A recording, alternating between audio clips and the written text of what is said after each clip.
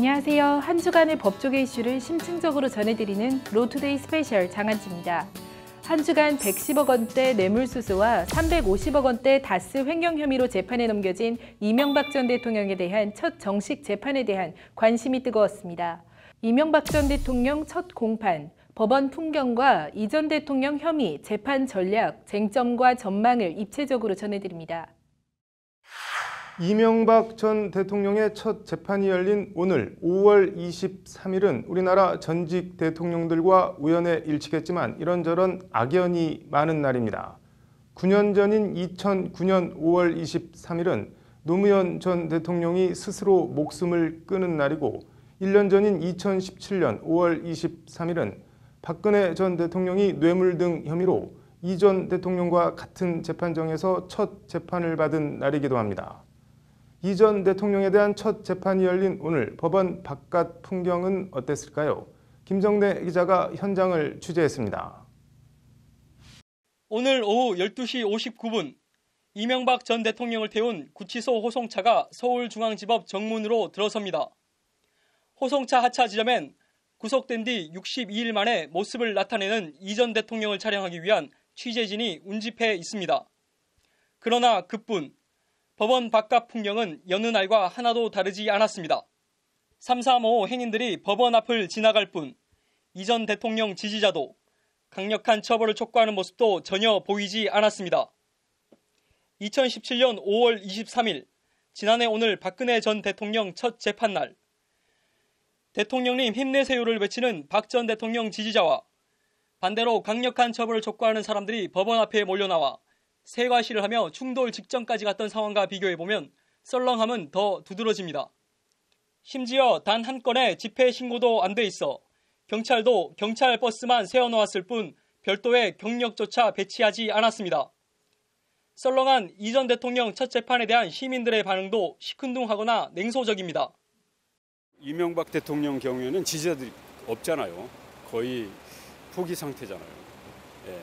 나쁜 것을 국민들이 다 아는데 뭐. 결국은 10년 만에 이제 들통이 난 거죠. 그러니까 역시 그 사람은 좀 여러 가지로 좀 이제 신뢰를 잃었다. 그래서 아무도 없는 거고. 오후 2시 이 전 대통령 재판 시작 직전 한 시민이 살인마 이명박을 즉각 처형하라는 플래카드를 내걸고 1인 시위를 벌인 게 오늘 이 전 대통령 재판에 대한 그나마 유일한 관심입니다. 노무현 대통령이 스스로 자살하게끔 만든 거는 이명박입니다. 응과 응보죠. 그 사람은 대통령이 아니라 시대의 사기꾼이며 살인마예요. 이 전 대통령 첫 공판은 일반 시민 방청권 추첨도 무관심 속에 경쟁률 0.67대 1로 미달된 바 있습니다. 역대 최다 표차 압도적 대선 당선이라는 타이틀이 무색하게 오늘 이 전 대통령 첫 재판이 열린 법원 주위엔 정말 단 한 명의 지지자도 나오지 않았습니다. 건불 10년, 이 전 대통령의 쓸쓸한 재판이 시작됐습니다. 법률방송 김정래입니다. 네, 이명박 전 대통령 재판, 이 전 대통령 혐의 자세히 들여다보겠습니다. 이슈플러스 신세아 기자 나와 있습니다. 신 기자, 일단 공소장에 적시된 범죄 사실은 모두 16개인데 뇌물 혐의부터 좀 볼까요? 네, 뇌물 혐의도 여러 갈래가 있는데요. 네. 먼저 국정원 특활비 상납 혐의부터 보면 네. 3가지 정도 됩니다. 네.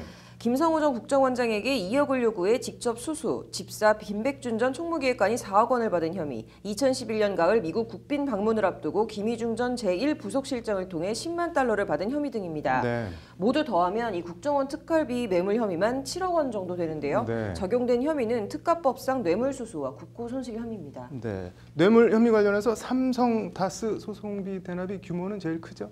네, 그렇습니다. 다스 미국 소송비 650만 달러, 우리 돈으로 67억 원 정도를 삼성이 대납하고 그 대가로 이건희 회장 사면 등 삼성 현안에 편의를 줬다는 게 검찰 공소 사실인데요. 네. 역시 특가법상 뇌물수수 혐의가 적용됐습니다. 네. 불법 자금 수수 혐의 또 어떤 것들이 있나요?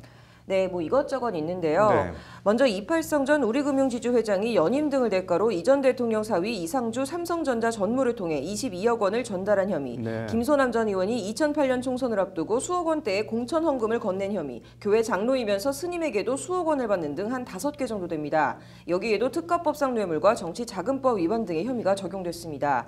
이와 관련해서 검찰은 네. 오늘 상황으로 불렸던 이 전 대통령의 친형 이상득 전 의원과 방통대군으로 불렸던 최시중 전 방통위원장 등 이 최측근들이 받아먹어도 탈이 안 날 만한 사람들을 물색해서 이 전 대통령에게 직접 보고했다고 밝혔습니다. 네, 뭐 그냥 아무나 갖다 준다고 덥석 돈을 받은 게 아니고 그것도 사람을 가려서 받았다는 거네요. 다스 관련한 혐의는 어떤 것들이 있나요? 네, 다스 관련 혐의는 크게 세 갈래로 나눠집니다.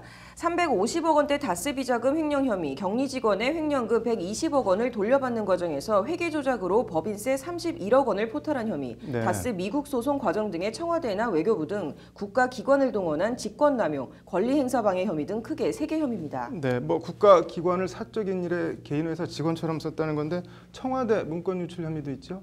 네, 영포빌딩 다스 지하비밀창고에서 17상자 분량 3,000부가 넘는 청와대 문건이 발견됐는데요. 네. 청와대 문건 불법 유출과 은닉에 대해선 대통령 기록물 관리에 관한 법률 위반 혐의가 적용됐습니다. 네, 이 전 대통령이 오늘 뭐 검찰이 무리한 기소를 했다, 억울하다 이런 입장을 밝히던데 검찰 반응이나 입장은 어떤가요? 네, 한마디로 이 전 대통령 모두 발언은 억지라는 게 검찰 입장이자 반응입니다. 네. 다스 횡령 및 탈세는 특검 사건 고발 관련해서 혐의가 드러났고 삼성뇌물은 직권남용 수사 과정 중 여타 뇌물수수도 국정원 뇌물수사 중 혐의가 드러났다. 인위적 수사 방향 등 설정한 적 없다고 밝히는 등 네. 무리한 수사와 기소라는 이 전 대통령 주장을 일축했습니다. 네, 뭐 관건은 뭐니 해도 다스 실소유주 입증일 것 같은데 어떤가요?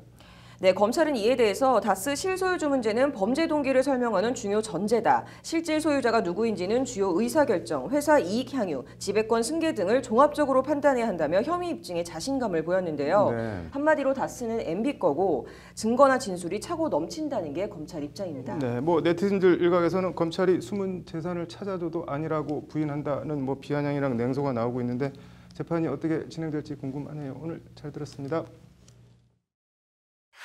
네, 이명박 전 대통령의 모두 발언을 통해서 이 전 대통령 변호 전략을 유추해봤습니다. 로인사이드 장한지 기자 나와 있습니다. 장 기자, 앞서 잠깐 전해드렸는데 이 전 대통령 모두 발언 내용 좀 더 소개를 해주시죠. 네, 이 전 대통령은 강경한 어조로 16개 혐의를 전부 부인하는 취지로 말했는데요. 네. 일단 삼성 뇌물 관련해서는 충격적이고 모욕적이라는 강한 워딩을 써가면서 전체적인 범죄 혐의를 모두 부인했습니다. 네. 나아가 이 전 대통령은 다스 관련해선 제 상식으로는 도저히 이해할 수 없는 게 다스 소유 의혹이라며 다스는 MB 거라는 검찰 공소 사실의 전제 자체를 반박했습니다. 네, 재판 진행 관련해서는 어떤 말을 했나요? 네, 이 전 대통령 측은 앞서 검찰이 제출한 재반 증거에 대해 모두 동의한다는 입장을 밝힌 바 있습니다. 네. 이에 대해 이 전 대통령은요. 네. 변호인들은 검찰의 증거를 부동의하고 증인들을 재판에 출석시켜 진위를 다투고자 했다. 증인 대부분이 저와 밤낮 없이 일했던 사람이 많다. 이들과 다투는 모습을 국민에게 보여드리는 건 참담한 일이다. 고심 끝에 증거를 다투지 말아달라고 부탁했다고 증거 동의 배경과 취지를 설명했습니다. 네. 혐의는 전부 부인하지만 증거엔 모두 동의한다. 어떻게 보면 모순적 발언인 것 같은데 어떤가요?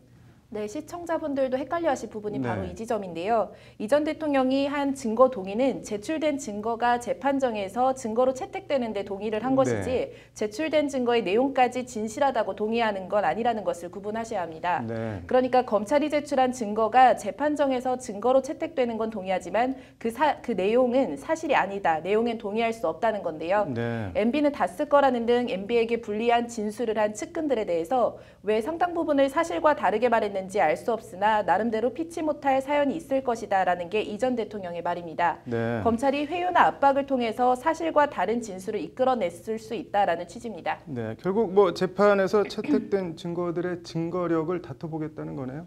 네, 그렇습니다. 관련해서 이 전 대통령은요. 네. 봉사 헌신의 시간을 보내지 못하고 법정에 피고인으로 써서 있다. 참으로 안타깝고 참담하다면서 저의 억울함을 객관적 자료와 법리로 풀어달라고 말했습니다. 네. 억울하게 기소를 당했으니 재판부가 잘 판단해달라는 게 이 전 대통령의 말입니다. 네, 뭐 이 전 대통령 워딩을 보면 관련자들을 법정에 증인으로 부르지 않겠다는 건데 부르지도 않고 이 증거력을 어떻게 진술 증거력을 뭐 기각하겠다는 건가요? 네, 그런 점에서 이제 강훈 변호사 등 이 전 대통령 변호인도요. 네. 처음엔 증거 채택에 동의하면 안 된다는 입장이었습니다. 네. 이제 법조계에서는 증거 동의 재판이라는 가시밭길을 스스로 자초했다는 평가가 나오기도 합니다. 네. 최진영 변호사의 말을 한번 들어보시죠. 네. 법원에 안 나오는 사람들의 진술의 신빙성을 어떻게 다툴 거지? 다툰다고는 하지만 현실적으로 어떻게 다툴지에 대해서는 참 변호사로서는 난감한 것이 아닌가. 변호사로서는 참 손발 묶어놓고 변론을 하는 거와 마찬가지죠. 이 전 대통령이 이런 점을 모르지는 않았을 텐데 그런데도 증거 채택에 동의한 거 이거는 어떻게 봐야 될까요? 네, 일단 명분은 내가 맞네, 네가 맞네, 옛날 부하들과 다투는 참담한 모습을 보일 수는 없다는 건데요. 네. 이건 말 그대로 액면상 명분으로 보이고 네. 이제 증거 부동의를 해서 법정에서 다퉈봤자 기존 진술을 뒤엎기는 힘들 거라는 현실적인 판단을 한 것으로 보입니다. 네. 검찰이나 재판부 신문 과정에서 기존 혐의를 강화하거나 다른 새로운 혐의들이 더 나올 수도 있고요. 한마디로 괜히 일만 커진다, 긁어 부스럼 만들 필요 없다 이런 판단을 한 것으로 보입니다. 결국 진술만 있고 증거는 없다. 그나마 진술이라고 하는 것도 신빙성이 떨어진다는 주장을 하면서 재판부에 무죄를 호소하는 전략으로 보이는데요. 네. 객관적 자료와 법리로 풀어달라는 오늘 이 전 대통령의 모두 발언이 이런 전략을 압축해서 보여주는 발언이 아닌가 싶습니다. 네, 뭐 이 전 대통령 의도대로 흘러갈지 지켜봐야겠네요. 오늘 잘 들었습니다. 네, 이명박 전 대통령의 재판 쟁점과 전망 얘기 더 해보겠습니다. 김수현 변호사 나와 있습니다. 김 변호사님. 일단 국정원 특수활동비 같은 경우는 이건 뭐 처벌 대상이 아니다 이렇게 이 전 대통령은 주장을 하고 있는데 이 재판 쟁점이 어떻게 될까요? 그러면? 네, 특수활동비는 정보 및 사건 수사 그리고 이에 준하는 국정 수행 활동에 직접 소요되는 경비라고 정의가 됩니다. 네. 따라서 이 특성상 영수증 처리를 안 해도 되는 경우가 있고 따라서 눈먼 돈이라고 불리는 경우도 네. 있는데요. 이명박 전 대통령은 김희중 전 청와대 부속실장을 통해 국정원 특수활동비 10만 달러 그리고 김백준 전 기획관을 통해 네. 4억 원 그리고 박재완 전 정무수석을 통해 2억 원 등을 받아 특가법상 뇌물수수 혐의를 받고 네. 있습니다. 이에 대해서 이명박 전 대통령은 자신은 모르는 일이라고 부인하거나 1억 원에 대해서 받은 것은 인정하지만 이것은 대북 공작 등에 사용했다고 주장을 하고 있습니다. 네. 따라서 실제 재판에서는 이명박 대통령이 금액을 실제로 받았는지 여부 그리고 실제 받은 금액을 1억 원은 인정했는데 네. 이것이 이명박 전 대통령이 주장하는 것처럼 대북 공작 즉 어떤 국정 수행 활동에 진짜로 사용되었는지 여부가 문제가 될 것으로 보입니다. 네. 다스 삼성 미국 소송비 67억 원 대납. 이건 어쨌든 이 전 대통령이 직접 받은 거는 아니잖아요. 이런 거 같은 경우는 재판에서 쟁점이 어떻게 되나요? 네, 이 건은 다스가 BBK로부터 투자금 140억 원을 회수하기 위해 미국 법원에 소송을 제기했고 그 소송 비용을 삼성이 대납하는 방식으로 이명박 전 대통령이 뇌물을 수수했다는 혐의를 받고 있는 것인데요. 결국 쟁점은 다스의 실소유자가 이명박 전 대통령이냐 하는 것입니다. 다스의 실소유자가 이명박 전 대통령이라는 점이 입증이 된다고 하면 결국 다스의 소송 비용을 삼성이 대납해 준 것이 이명박 전 대통령에게 뇌물을 수수한 것으로 인정이 되기 때문에 검찰이 공소 제기한 혐의가 그대로 인정이 되는 것으로 되기 때문인데요. 이에 대해서 이명박 전 대통령은 미국 대형로펌이 이 소송을 무료로 도와준다고 들었다. 자신은 이것과 관련해서 전혀 보고받은 바가 없다라고 주장을 하고 있습니다. 네. 다스 340억 횡령 이런 거 같은 경우도 그러면 실소유주랑 연관이 되겠네요. 네, 그렇습니다. 이것도 이명박 전 대통령이 다스 전 사장과 공모해서 다스 소유의 자금을 비자금 조성해서 자신의 정치활동비로 사용을 했고 또 이 자신의 선거 캠프에 소속된 직원들을 다스 소속 직원들로 등록을 해서 그 급여를 다스로부터 지급을 했다. 따라서 이런 다스 소유의 법인 자금을 횡령했다는 혐의를 받고 있는 것인데요.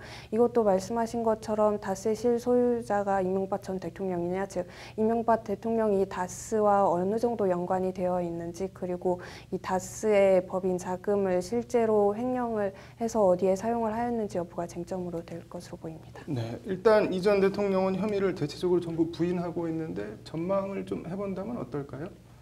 우선 지금 혐의가 16개가량 네. 정도 되고 뇌물수수 그리고 횡령과 관련된 액수가 상당히 큽니다. 따라서 이명박 전 대통령 측에서는 이 다스의 실소유자 의혹을 계속적으로 부인하고 또 관련된 혐의들도 모두 부인하는 형태로 나아갈 수밖에 없는데요. 따라서 검찰과 이에 관련된 공방이 첨예하게 대립될 것으로 보입니다. 네. 유죄가 일부라도 인정이 되면 형량이 어떻게 되나요? 네, 이것도 말씀드린 것처럼 기본적으로 지금 액수가 굉장히 큽니다. 따라서 가중 처벌되는 특별법이 적용이 되게 되는데요. 네. 우선 특가법상 뇌물죄는 그 액수가 1억 원 이상이기만 해도 무기징역 또는 10년 이상의 유기징역에 처하게 됩니다. 네. 또 특경법상 횡령죄는 금액이 5억 원 이상 50억 원 미만인 경우에는 3년 이상의 유기징역 네. 그리고 50억 원 이상이면 무기 또는 5년 이상의 유기징역에 처하게 됩니다. 네.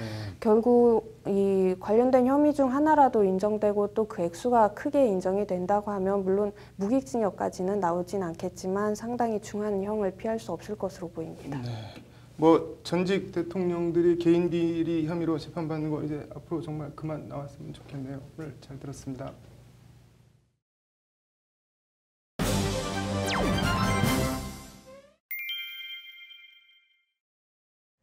말도 많고 탈도 많은 드루킹 특검 법안이 국회를 통과했습니다. 법안 내용과 향후 전망을 살펴봤습니다. 태아 생명권과 인부의 자기 결정권, 일도 양단식으로 잘라서 판단할 수 없는 여러 가치들이 혼재해 풀리지 않는 난제가 있습니다. 바로 낙태죄 폐지 여부인데요. 헌법재판소에서 공개 변론이 열렸습니다. 심층 리포트 보시겠습니다. 문재인 정부 첫 특검이자 역대 13번째인 드루킹 특검 법안이 오늘 국회 본회의를 통과했습니다. 일단 특검 법안이 국회 문턱은 넘었지만 넘어야 할 산이 많아 보입니다. 드루킹 특검 법안 내용과 향후 과제 등을 신세아 기자가 심층 보도합니다. 파견되었음을 선포합니다.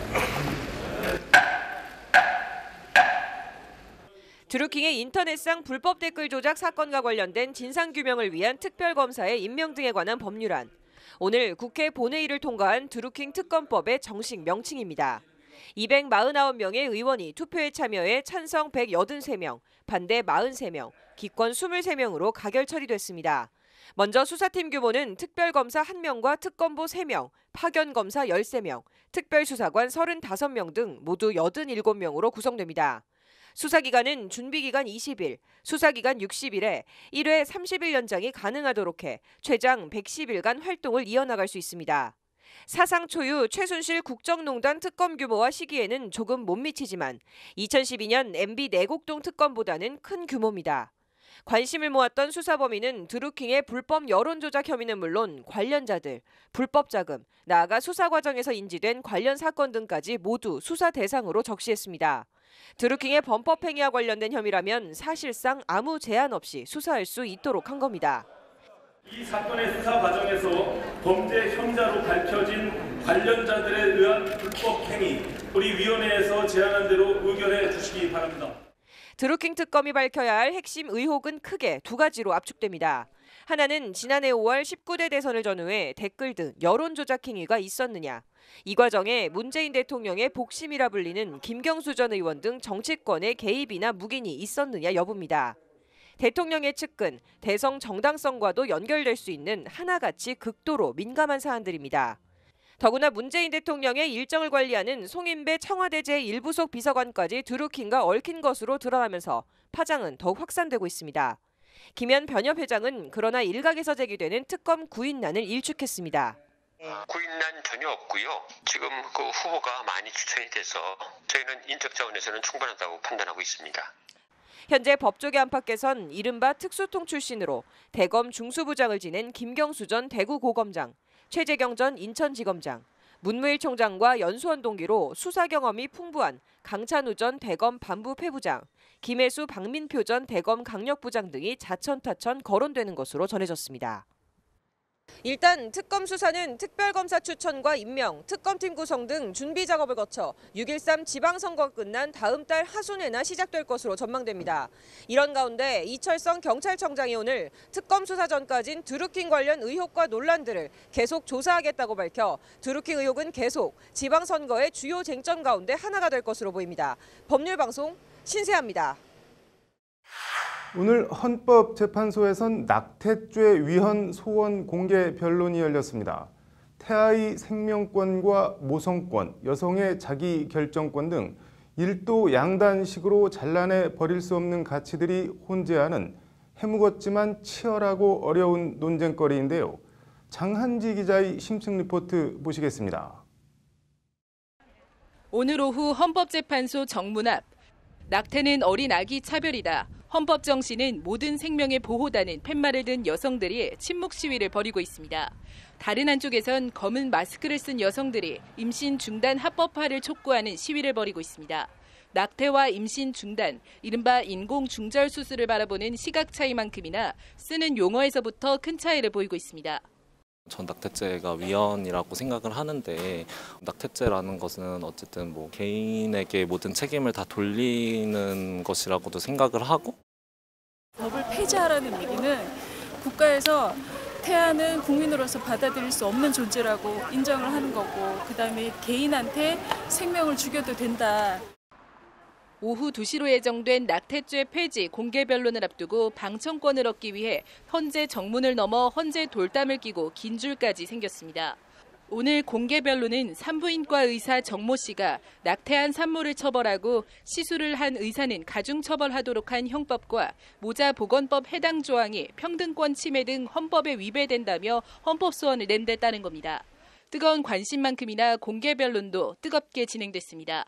낙태 처벌 여부는 임신 중단의 결정에 영향을 미치지 못한다. 현실적으로도 낙태에 대한 처벌이 거의 이루어지지 않고 있다. 따라서 낙태죄 조항은 태아의 생명, 인부의 생명과 신체를 보호하기 위한 적절한 수단이 될 수 없다는 것이 낙태죄 폐지 쪽의 주장입니다. 즉 현실적으로도 별 실효는 없으면서 인부의 자기결정권 침해, 의사평등권 침해 등 위헌적 요소만 있는 만큼 폐지해야 마땅하다는 겁니다.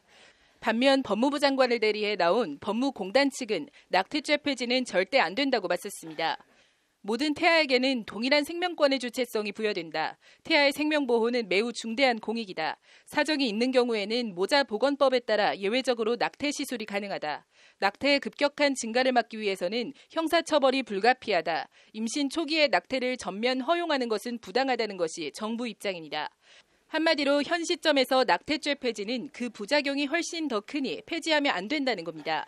양측의 주장이 팽팽히 맞서는 가운데 헌재는 사회적 가치 판단과 직결되는 사건이라 공개 변론을 진행한다고 밝혔습니다. 헌부에서 그 사건의 중요성이라든가 추가적인 조사를 위해서 판단하는 거라. 헌법재판소는 지난 2012년 8월 낙태죄에 대해 재판관 4대4 결정으로 합헌 결정을 내린 바 있습니다. 특별한 사정이 없는 한 인간으로 성장할 가능성이 크므로 태아에게도 생명권이 인정돼야 한다. 낙태죄 규정이 현재는 거의 사문화되어 태아의 생명보호라는 공익은 더 이상 달성될 것으로 보기 어렵다. 위헌 결정 정족수 6명을 채우지 못해 합헌 결정이 나긴 했지만 헌재는 당시에도 찬반 의견이 팽팽하게 갈렸습니다. 이런 가운데 이진성 헌재소장이 낙태죄 폐지에 대해 전향적인 의견을 공개적으로 밝히는 등 헌재 분위기가 지난 2012년과는 또 다른 것으로 알려졌습니다. 임신한 여성이 어쩔 수 없는 사정으로 낙태를 선택하게 될 수도 있는데 미국 연방대법원에서 했듯이 일정한 기간 이내에는 이렇게 낙태를 허용하는 그런 방향도 가능하다고 생각합니다. 이진성 헌재소장을 포함해 5명의 헌재 재판관이 오는 9월 한꺼번에 퇴임하는 만큼 이번 낙태죄 헌법소원 결정은 그 전에 내려질 것으로 보입니다. 사회적으로 엄청난 파장을 낳을 낙태죄 폐지에 헌재가 어떤 결정을 내릴지 주목됩니다. 법률방송 장한지입니다. 오는 8월 3일 취임할 3명의 신임 대법관 후보자들을 추천할 대법관 후보 추천위원회가 공식 활동에 접어들었습니다. 추천위 구성과 논의되고 있는 인사들은 누가 있는지 집중 조명해봤습니다. 로인사이드입니다. 네, 대법관 후보 추천위원회가 오늘 공식 활동에 들어갔습니다. 로인사이드 신세아 기자 나와 있습니다. 신 기자, 대법관 후보 추천위 구성부터 좀 볼까요? 어떤 인사들로 구성됐나요? 네, 추천위는 고영한 선임대법관과 안철상 법원 행정처장, 또 김현 대한변협 회장 등 6명의 당연직 위원과 네. 또 김혜경 전북대 사회학과 교수, 또 송승용 수원지법 부장판사 등 3명의 비당연직 위원으로 구성이 됐습니다. 네. 이 중 위원장은 박경서 대한적십자사 회장이 맡았습니다. 네. 이 송승용 부장판사는 처음으로 전국 법관 대표회의에서 선출한 추천위 후보로 합류했습니다. 네, 김명수 대법원장이 후보 추천과 심의 과정에 일절 관여하지 않겠다고 했는데 어떤 인사들이 추천됐나요? 네, 일단 피추천 자격은 만 45세 이상으로 판사와 검사, 변호사 등 이 법조 경력이 20년 이상인 자입니다. 네. 일단 선고된 인사는 모두 63명인데요. 네. 이 가운데 41명이 추천위 심사에 동의를 해서 대법관 후보 심사 대상에 이름을 올렸습니다. 네. 현직 법관이 33명, 변호사나 대학 교수 등 비법관이 8명, 이렇게 41명입니다. 네, 눈에 띄는 인사들이 있던가요? 네, 일단 가장 눈에 띄는 인물은 변협에서 추천을 했던 김선수 변호사인데요. 이 김선수 변호사는 지난해 5월과 11월 그리고 이번까지 지난 1년 사이에 3차례나 대법관 후보로 추천이 됐습니다. 네. 네, 서울대법대의 사시 수석이라는 타이틀을 가지고도 판검사를 하지 않고 네. 줄곧 노동인권 변호사의 길을 걸어왔는데요. 국가 권력 등의 압력으로부터 사법부의 독립을 지킬 수 있는 역할을 할 수 있을 것이라는 게 변협 측의 추천 사유입니다. 네. 법원에서는 김명수 대법원장보다 연수원 기수가 2기수 빠른 연수원 13기, 고희영 서울고법 부장판사 등이 눈에 띕니다. 네, 여성은 몇 명이나 추천됐나요? 네, 사법 연수원 기수대로 하면 네. 19기의 노정희 판사, 이선희 성대 로스쿨 교수, 또 네. 이은혜 가정법원 수석 부장판사가 있고요. 네. 또 21기에는 전주혜 변호사, 23기 윤석희 변호사 이렇게 5명입니다. 네. 심사 관전 포인트가 어떻게 되나요? 네, 먼저 이 서울대법대 50대 남성이라는 이 네. 이른바 서우남, 이 도식을 깨는 인물이 추천이 될지 이 기준으로 하면 비서울대 출신이나 여성 후보자가 대상이 될 것 같고요. 네. 또 순수 재하 법조인 출신인 이 김선수 변호사가 3세판 만에 대법관으로 대법원에 입성할지도 큰 관심입니다. 네, 이후 절차는 어떻게 되나요? 이 대법관 후보 추천위원회는 다음 달 4일까지 이 41명의 후보자 가운데 9명을 추려서 네. 김명수 대법원장에게 추천을 하게 되는데요. 네. 이 김 대법원장은 이렇게 추천된 9명의 후보자들 중에 3명을 선택을 해서 문재인 대통령에게 임명을 제청을 하고 네. 국회 인사청문회와 국회 동의를 거쳐 임명을 하게 됩니다. 네, 뭐 어떤 인사들이 대법관으로 추천되고 선임될지 궁금하네요. 오늘 잘 들었습니다. 강원랜드 채용비리 수사 외압 논란 관련한 검찰 내홍이 봉합 수순으로 접어들었습니다. 문무일 검찰총장은 검찰 조직 내 의사구조 결정 시스템 개선 방안을 마련하라고 대검에 지시했습니다. 이슈플러스에서 자세히 전해드립니다. 네, 강원랜드 채용비리 수사 외압 논란이 일단 봉합 수순으로 접어들고 있습니다. 이슈플러스 장한지 기자 나와 있습니다. 장 기자, 김우현 대검 반부패 부장과 최종원 서울 남부지검장에 대한 수사 외압 직권 남용 혐의는 일단 기소하지 않는 걸로 결론이 난 거죠. 네, 검찰 전문 자문단은요, 지난 18일 오후 1시부터 이제 다음날 새벽까지 12시간 가까이 마라톤 심의를 진행했습니다. 네. 당사자 의견을 청취하는데 9시간 30분, 그리고 내부 토론 2시간 30분 정도를 쓴 것으로 전해졌습니다. 네. 결론은 김우현 대검 반부패 부장에 대해서는 자문단 만장일치로, 그리고 최종원 지검장에 대해서는 6대1로 불기소 결정을 내렸는데요. 네. 법적으로 문제를 삼을 수 없다는 것이 자문단의 결론입니다. 네, 강원랜드 비리 수사단도 수용하겠다는 입장인 거죠.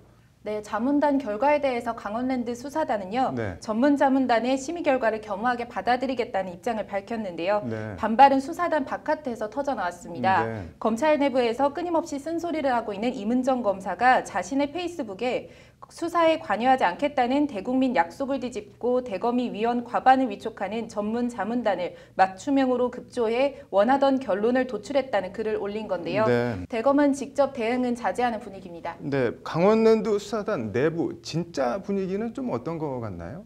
네, 일단 법리적으로 보면 네. 검찰 고위 간부들의 수사 외압은 기소를 하더라도 직권남용 혐의 입증이 쉽지 않다는 것이 법조계의 중론인데요. 네. 정상적인 업무 지휘와 외압의 경계선에 애매하게 걸쳐져 있는 것으로 보인다는 겁니다. 네. 이제 강신업 변호사의 말을 한번 들어보시죠. 네. 법만 놓고 볼 때는 이것이 이제 그 직권남용을 했다고 보기가 좀 어려운 점이 있는 거죠. 형식으로 드러난 것만 볼 것인가, 실질적인 문제가 있다고 볼 것인가의 문제인데 그거를 뭐 기소하기가 좀 법리적으로 조금 그 문제가 있다고 봤다. 그렇다고 외압 의혹이 있는데 기소 자체를 안 할 수도 없고 네. 어떻게 보면 울고 싶은데 검찰 전문 자문단이 뺨 때려준 거라는 평가도 일각에서 나오고 있습니다. 네. 여기다가 이제 강원랜드 수사단으로선 어쨌든 권성동 국회 법사위원장에 대한 구속영장 청구라는 소기의 목적은 일단 달성했습니다. 네. 강원랜드 수사단 관계자의 말을 한번 들어보시죠. 네. 절차상으로는 이제 그 권성동 의원에 대한 그 체포 그다음에 그 영장 신병 처리 절차가 그대로 남아 있죠. 저 앞에서 뭐 염동열 의원처럼 국회 동의를 받는 그 과정이 그대로 남아 있죠. 권성동 의원에 대한 신병 처리는 앞으로 그럼 어떻게 되는 건가요? 네, 서울중앙지법은 오늘 부정청탁 등의 혐의로 구속영장이 청구된 권성동 의원에 대한 체포동의 요구서를 서울중앙지검에 송부했습니다. 네. 이에 따라 검찰은 조만간 권 의원에 대한 체포동의 요구서를 이제 법무부를 통해서 국회로 보낼 예정입니다. 네. 권 의원은 현행범이 아닌 이상 국회 동의 없이 체포나 구금이 되지 않는 불체포 특권이 있어서요. 네. 권 의원의 신병 처리 방향은 국회의 체포동의안 처리 결과에 따라 달라지게 됩니다. 네. 한편 국회는 오늘 앞서 같은 혐의로 영장이 청구된 염동열 의원에 대한 체포 동의안을요, 이제 방탄국회라는 이제 오명을 각오하고 부결시켰습니다. 네. 따라서 권 의원에 대한 체포 동의안 처리도 지켜봐야 될 것 같습니다. 네. 아무튼 오늘 문무일 총장 출근길 표정이 뭐 이렇게 나빠 보이지는 않던데요. 네, 문 총장은 오늘 출근길에 기자들에게 다소 여유로운 네. 표정으로 검찰 의사결정 시스템을 개선하겠다는 뜻을 밝혔는데요. 네. 검찰 내외부 그리고 구성원들의 의견을 두루 들어서 뜻이 최대한 하나로 합치되도록 노력하고 검찰 업무가 바르고 투명하게 집행될 수 있도록 책무를 다하겠다는 것이 문 총장의 말입니다. 네. 문 총장은 이에 따라서 오늘 대검 의사결정 투명화와 이의제기권 활성화, 크게 이 두 가지를 실현할 수 있는 구체적인 방안을 마련하라는 지시를 내렸습니다. 네. 박상기 법무부 장관도 오늘 국회 가서 한마디 하던 것 같은데. 네, 박상기 법무부 장관은 오늘 국회 법사위 전체 회의에 출석해서요. 네. 이번 사건과 관련해서 검찰 조직 내에서 위계 질서가 서지 않는 것으로 비칠 수도 있지만 검찰총장도 과거와 같이 검찰을 일사불란하게 지휘하기보다는 의사소통의 과정을 도입하려고 노력해야 한다고 말했는데요. 네. 박 장관은 그러면서 검찰은 근본적으로 국가의 기강을 세우는 조직이라면서 강원랜드 사건을 신속하고 공정하게 원칙에 따라 처리하겠다고 강조했습니다. 네. 검찰이 뭐 금과 옥조처럼 여기는 상명하복, 무엇을 위한 상명하복인지 좀 근본적 이유를 다시 한번 생각해 봤으면 좋겠네요. 오늘 잘 들었습니다. 대한항공 산업연수생으로 위장해 필리핀 가사 도우미를 불법 고용한 혐의를 받고 있는 조연아 전 대한항공 부사장이 출입국 당국에 출석해 9시간 동안 조사를 받았습니다. 한진쯤 되는 재벌가에서 왜 굳이 이렇게 불법적으로 우리말도 제대로 못하는 필리핀 여성들을 고용했을까요? 답을 찾아가 봤습니다. 라돈 침대 논란이 뜨겁습니다. 안방에 세월호가 되면 안 된다는 소비자 단체들의 목소리를 취재했습니다. 법률방송 현장기획입니다. 필리핀 여성들을 불법적으로 가사 도우미로 고용한 혐의를 받는 조연아 전 대한항공 부사장이 오늘 법무당국에 소환됐습니다. 어머니 이명희 씨도 같은 혐의를 받고 있는데 물건만 밀수를 한 게 아니고 어떻게 보면 사람까지 밀수를 한 건데요. 그런데 한진쯤 되는 재벌가에서 왜 굳이 이렇게 불법적으로 우리말도 제대로 못하는 필리핀 여성들을 고용했을까요? 김정래 기자의 현장기획 리포트 보시겠습니다. 조연아 전 대한항공 부사장이 피의자 신분으로 서울 양천구 서울출입국 외국인청 이민특수조사대에 나왔습니다. 지난 2014년 12월 땅콩 회항 사건 이후 3년 5개월 만에 수사기관 포토라인에 다시 선 겁니다. 조 전 부사장은 내내 고개를 푹 숙인 채 취재진의 이어지는 질문에 무리를 일으켜 죄송하다는 말만 반복했습니다. 필리핀 가사 도우미를 불법으로 고용했다는 혐의에 대해서 인정하십니까? 무리를 일으켜 죄송합니다. 조 전 부사장은 어머니 이명희 1호 재단 이사장과 함께 필리핀 여성들을 대한항공 연수생으로 가장에 입국시킨 뒤 가사도우미로 고용한 혐의를 받고 있습니다. 외국인의 경우 F4 비자가 있는 재외동포나 F6 비자를 받은 결혼 이민자만 가사도우미로 일할 수 있습니다. 즉 외국인이지만 내국인에 준하는 신분을 가진 사람들만 가사도우미로 일할 수 있는데 산업연수생은 여기에 해당이 안 됩니다. 출입국 당국은 한진그룹 사주 일가가 지난 10여 년 동안 20여 명 정도의 외국인 가사도우미를 불법적으로 고용한 것으로 보고 있습니다. 당국은 한진 오너 일가의 지시를 받고 대한항공 차원에서 조직적으로 실행한 것으로 보고 지난 11일 대한항공 본사 인사전략실 등을 압수수색해 관련 자료를 확보했습니다. 이렇게 불법을 저질러 가면서까지 필리핀 여성들을 가사도우미로 고용한 이유에 대해 대한항공 측은 극도로 말을 아꼈습니다. 그 필리핀 여성들 고용한 이유가 있습니까 혹시? 지금 조사 중인 사항이어 갖고요. 저희가 딱히 드릴 말씀은 없네요. 지금. 가사도우미 경비를 아끼기 위해서라는 말도 있지만 한진 총수 일가의 재력을 생각하면 선뜻 크게 와닿지는 않습니다. 이 때문에 일각에선 한진 오너 모녀의 상습적인 포옹과 고성, 갑질이 원인이 아니냐는 얘기도 나오고 있습니다. 일상적인 폭언 등을 견디지 못하고 한국인 가사도우미들이 자꾸 그만두자 아예 우리말을 모르는 필리핀 여성들을 가사도우미로 썼다는 겁니다. 이와 관련 이명희 이사장의 수행기사를 지냈던 A씨는 언론 인터뷰를 통해 우리말을 다 알아듣는 한국 사람이었으면 버티지 못했을 것이라고 말한 바 있습니다. 한간에 폭언 등에 시달려가지고 한국인들을 쓸 수 없어서 필리핀 사람을 썼다는데 아까 말씀드린 것처럼요. 저희가 그런 걸 관련해 갖고 저희가 드릴 말씀은 따로 없습니다. 또 내밀한 사생활이 알려질 가능성을 원천 차단하기 위해 한국말을 모르는 필리핀 여성들을 쓴다는 말도 있습니다. 이유가 뭐가 됐든 외국인 가사도우미 불법 고용은 3년 이하의 징역 또는 2천만 원 이하의 벌금에 처해지는 범죄입니다. 필리핀 가사도우미 불법 입국과 관련해 조 전 부사장을 불러 관련 사실을 강도 높게 추궁한 서울출입국 외국인청 이민특수조사대는 조만간 조 전 부사장의 어머니 이명희 이사장을 같은 혐의로 소환 조사할 예정입니다. 한 전 사주 모녀 갑질의 결과가 부메랑이 돼 돌아오고 있습니다. 법률방송 김정래입니다. 네, 이른바 라돈 침대 논란이 뜨겁습니다. 소비자 단체들이 문제가 된 대진 침대의 신속한 회수와 피해 보상을 요구하는 기자회견을 연 가운데 이낙연 총리까지 나서서 관련 주무부처를 강도 높게 질타하며 신속한 대책 마련을 주문했습니다. 조현경 기자가 소비자 단체의 기자회견 현장에 다녀왔습니다. 안방의 세월호, 이번 대진 라돈 침대 사태를 바라보는 피해자 소비자 단체들의 시각입니다. 유명 회사 제품이라고 믿고 샀는데 거기서 기준치를 훨씬 웃도는 반사능이 나올지 누가 상상이나 했겠냐는 겁니다. 2010년 대진 침대를 구입하여 사용하면서 이유 없이 답답하고 헛구역질을 비롯해 숙면하지 못하고 피부 발진이 있어 동네 병원에서 접촉성 피부 알러지 판정을 받고 위험 증상이 있다고 나와 문제가 불거진 지 한참 됐는데도 업체는 연락도 잘 안 되고 정부 당국은 우왕좌왕하고 있는 것도 비슷합니다. 문제의 라돈 침대를 일단 비닐로 싸놓고 있으라는 게 주무부처인 원자력안전위원회가 내놓은 대책입니다. 1급 발암물질인 라돈을 잠자리에 끼고서 살아왔습니다. 지금 이 시간에도 그 라돈이 나오는 침대를 어디에다 처리하지 못하고 집안에 끼고 살아야 됩니다.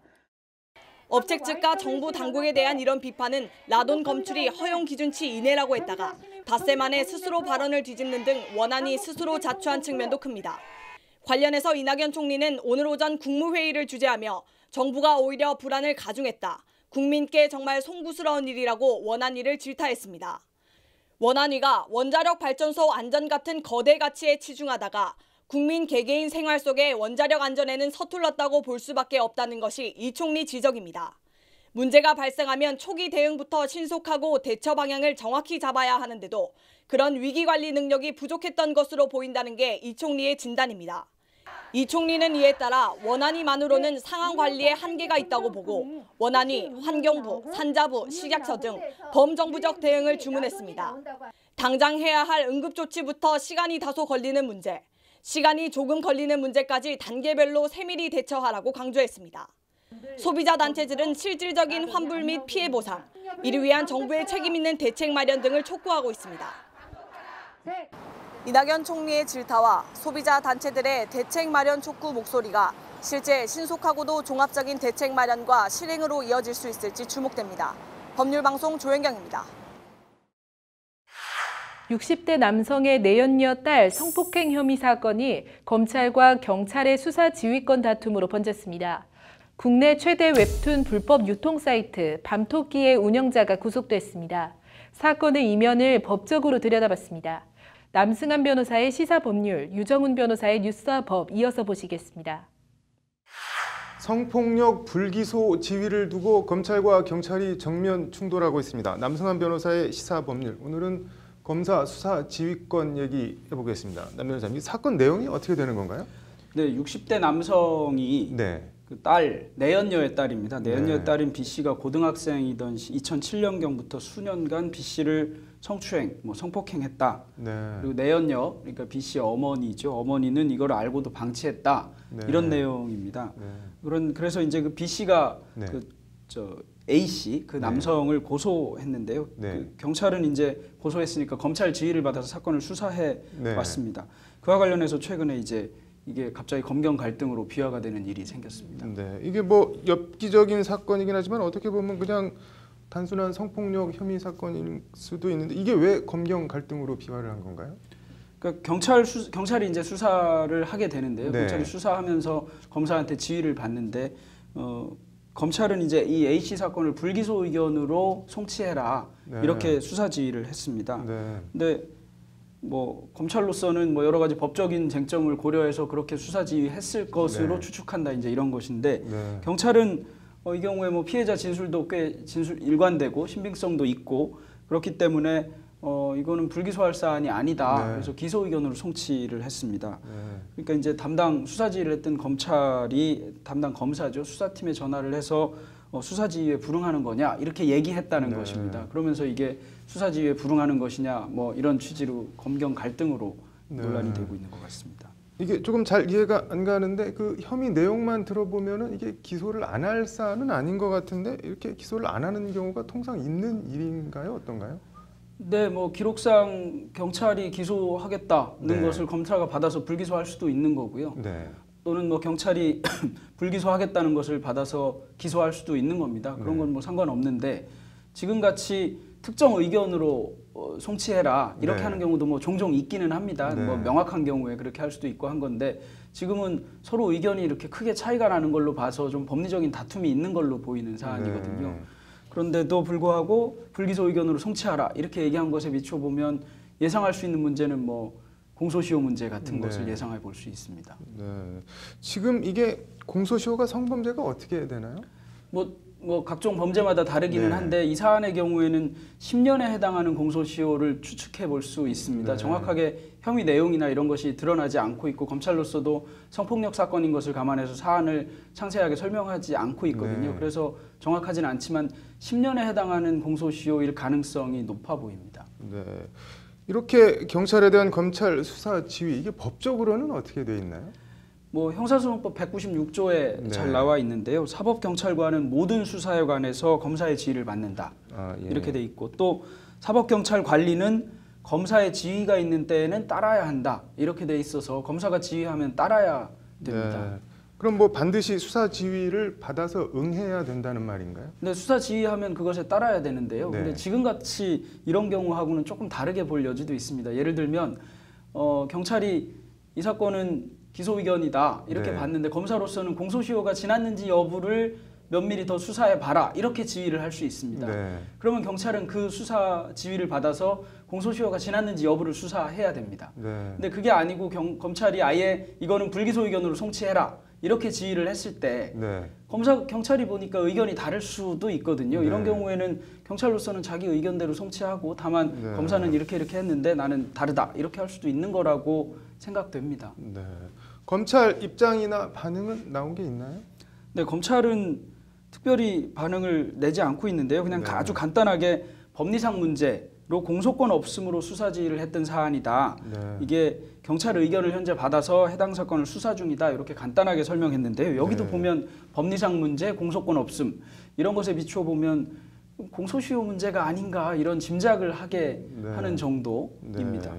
이렇게 검사가 뭐 수사 지휘권, 수사권, 기소권 다 쥐고 있는 경우는 좀 드물지 않나요? 전 세계적으로도? 네, 뭐 얼마 전에 검찰 간부하고 또 네. 어떤 뭐 반대 입장에 있는 분하고 논쟁이 좀 붙기도 했습니다. 예를 들면 수사 지휘권, 종결권을 다 가지고 있는 데가 어디 있느냐. 네. 뭐 요새는 그것을 분리하는 것이 세계적인 트렌드다. 이렇게 얘기를 하니까 다시 검찰 간부 입장에서 다시 글을 써서 그게 트렌드가 일단 아니다. 트렌드라고 볼 수 없다. 뭐 이런 취지의 글을 냈는데요. 네.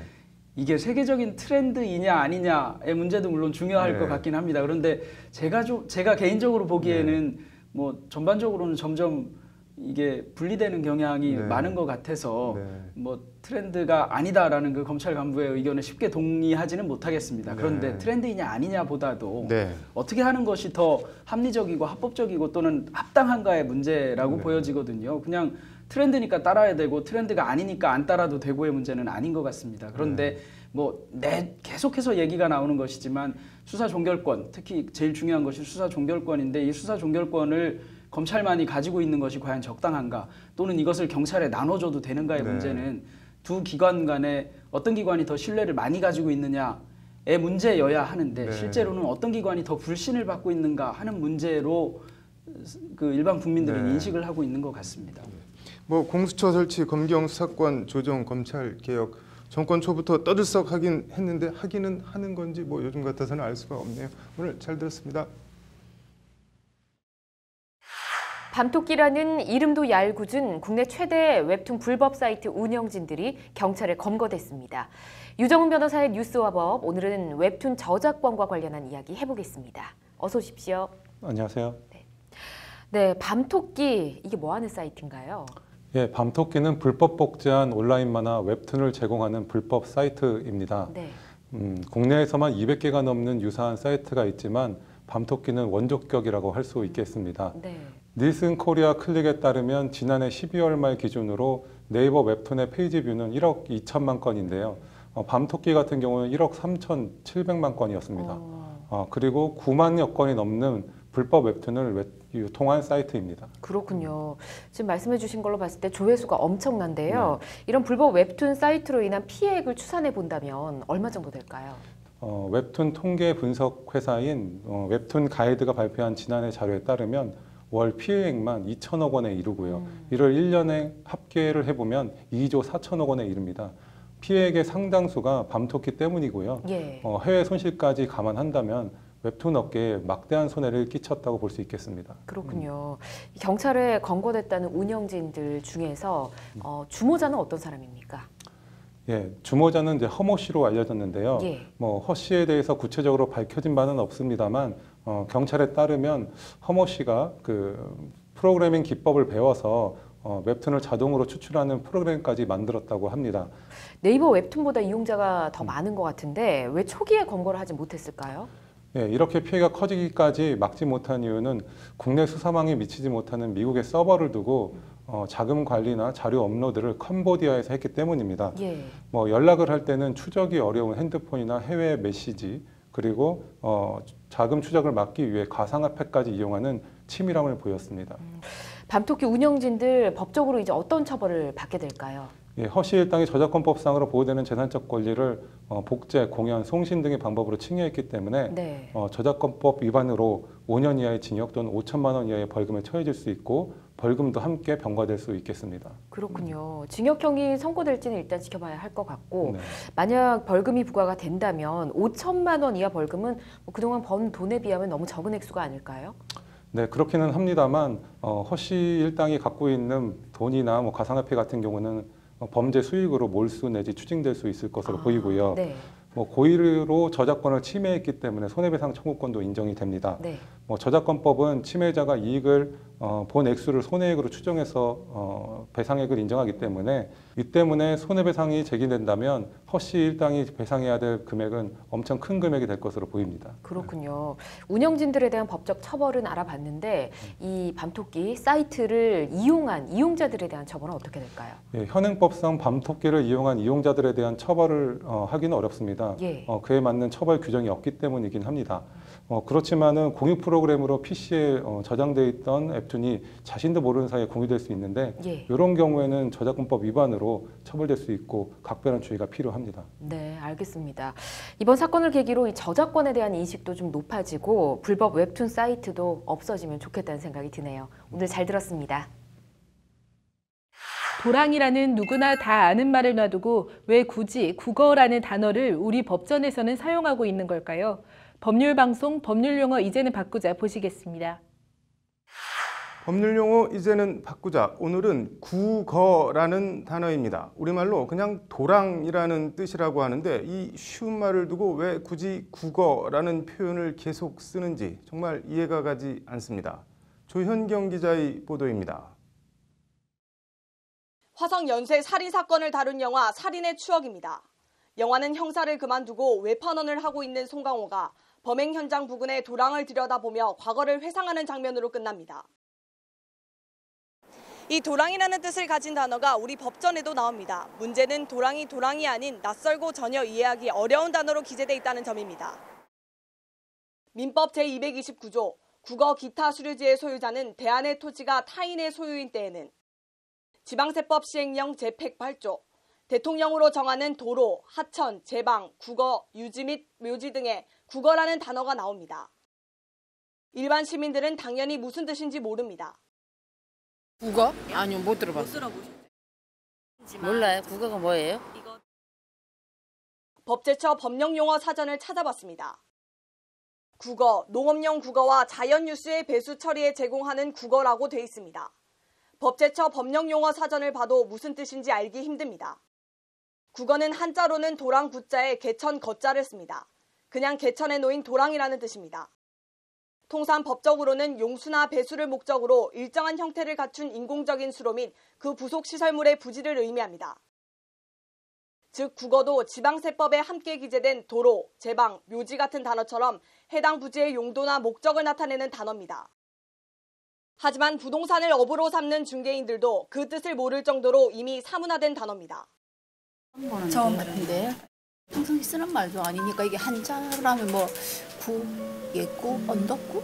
모르겠네. 잘 쓰지 않는 단어입니다. 일반적인 부동산에서는 물을 관할하는 수자원 공사 관계자는 알까?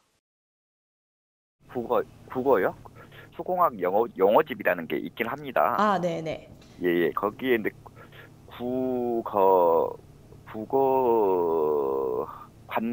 국어라는 거는 잘 들어보지는 못했거든요. 아, 네. 관계자들도 관계당국도 모르는 법전에만 있는 죽은 단어 국어. 그러니까 뭐 법이라는 거, 그러니까 문턱이 너무 높으니까 법률 용어는 좀 어려우니까 좀 쉬운 말로 했으면 좋겠네요. 네네.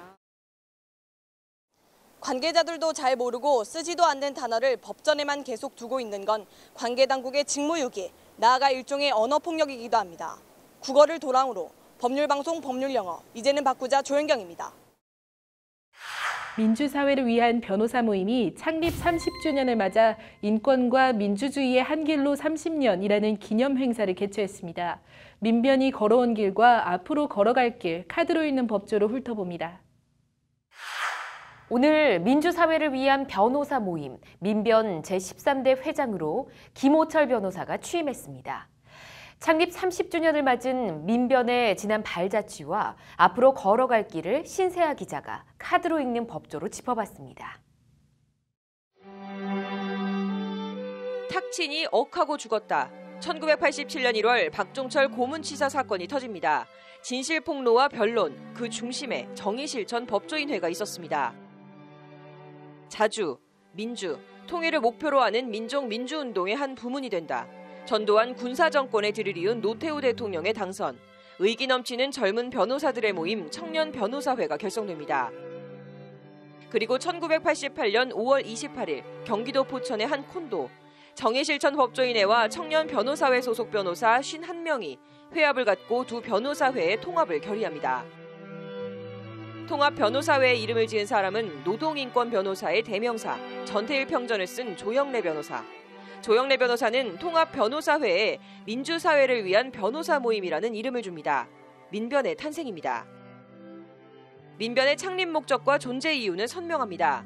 인권과 민주입니다. 인권 변호사를 감싸 안는 하나의 울타리, 일종의 우산이 필요하다는 공감대가 있었어요. 민변 창립 멤버인 백승원 변호사의 말입니다. 이병린, 한승원, 홍성호 변호사 등 엄혹한 박정희 군사정권 유신 시대부터 정의와 민주의 가치를 놓지 않은 1세대 인권 변호사들의 이름입니다. 조영래, 이상수, 박성민, 박원순 변호사 등 유신을 거쳐 전두환 군사정권에 맞서 싸운 2세대 인권 변호사들의 이름입니다. 민변 창립 멤버들의 이름이기도 합니다. 1988년 노태우 정권이 출범하던 그해 5월에 출범한 민변, 국가보안법 폐지, 5.18 특별법 제정운동 등 시대의 대의와 민변의 존재 이유는 군사정권 잔재 청산이었습니다. 1997년 김대중 정부 출범 헌정사상 첫 여야 정권 교체, 흡연 피해자 소송 등 민변은 시국사건 변론에서 공익소송 활동으로 역할 지평을 확대합니다. 그리고 2002년 12월 노무현, 민변은 민변 출신 변호사를 대통령으로 배출합니다. 노무현 대통령은 초대 국정원장의 민변 초대 회장을 지낸 고영구 변호사를, 초대 법무부 장관의 역시 민변 출신 강금실 변호사를 임명합니다. 시대적 화두는 국정원과 검찰 권력기관 개혁이었습니다. 고영구 국정원장은 대공수사권 이관, 국내정보 수집권 포기, 국회에 의한 감독 강화 등 일련의 국정원 개혁을 추진합니다. 여성 최초로 법무부 장관에 임명된 강금실 장관도 준법서약서 폐지, 검사 상명하복 규정 삭제, 검찰 독립 등 검찰 개혁을 강단 있게 추진합니다. 그러나 국정원과 검찰, 기득권의 저항, 개혁은 좌초합니다. 권력의 손에서 검찰을 놓아줬지만 권력을 놓자 검찰은 사냥개가 되어 노무현 전 대통령을 뇌물피의자 신분으로 소환합니다. 2017년 5월 장미 대선, 민변은 또 한 명의 대통령을 배출합니다. 문재인 대통령입니다. 그리고 민변 창립 30주년 2018년 5월 25일 오늘 김호철 변호사가 민변 제13대 회장으로 취임했습니다. 촛불 승리나 정권 교체가 이루어졌다고 해서 소수자와 약자들의 인권이 하루아침에 개선되고 문제가 해결되는 것이 아니다. 김호철 민변 회장의 말입니다. 기본적 인권의 옹호와 민주주의 발전에 기여함을 목적으로 한다. 민변 회칙 제3조입니다. 1988년 5월 창립 멤버 51명에서 2018년 5월 현재 특별회원 116명 포함 1185명. 인권과 정의, 민주, 지난 30년 민변이 밟아온 역사입니다. 시대 속으로, 민중 속으로, 그리고 민변의 역사는 지금도 현재 진행형입니다. 법률방송 카드로 읽는 법조 신세아입니다. 로투데이 스페셜 오늘은 여기까지입니다. 맑은 날씨처럼 보이지만 미세먼지 농도가 짙습니다. 외출할 때 유의하셔서 건강한 주말 보내시길 바라봅니다. 시청해주셔서 고맙습니다.